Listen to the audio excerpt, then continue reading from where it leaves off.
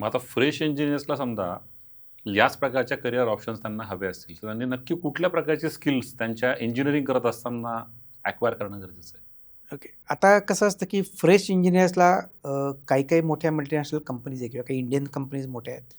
त्यांच्याकडे as a trainee म्हणून ते टीम घेतात आणि त्यांना पुढे ते ॲब्सॉर्ब करतात. पण सर्वच कंपन्या असं करतात, असं नाही आहे. तर मग हे जेवढे इंजिनिअर्स आहेत, इनिशियल पिरियड हा स्ट्रगल पिरियड असतो. तर छोट्या-छोट्या कंपन्या त्यांनी जॉइन करायला पाहिजे. छोट्या कंपनीत जेव्हा तुम्ही जातात, तेव्हा तुम्हाला मल्टिपल जॉब करायला मिळतात. तुमचे मल्टिपल स्किल तिथे तुम्ही शिकू शकता. आणि असं करत-करत तुम्ही 4-5 वर्ष अनुभव बिल्ड केला, की तुम्हाला मोठ्या कंपनीत ब्रेक थ्रू मिळतो. आणि मग असं करत तुम्ही पुढे सरकू शकता. ज्यांना मोठ्या कंपनीत जॉब मिळाला, व्हेरी गुड. तर त्याच्यासाठी तुम्हाला इंटरव्ह्यू प्रिपरेशनसुद्धा खूप चांगली असते. आणि जसं आता तुम्ही विचारलं, की फ्रेशर्सने काय करायला पाहिजे? पहिले तर आपलं जे करिक्युलम आहे, तिथे तुम्हाला चांगले मार्क्स मिळायला पाहिजे. ते खूप महत्त्वाचं आहे. कारण काही-काही कंपन्यांचा फिल्टर असतो, की आम्ही एवढ्याच टक्क्यांचे घेतो.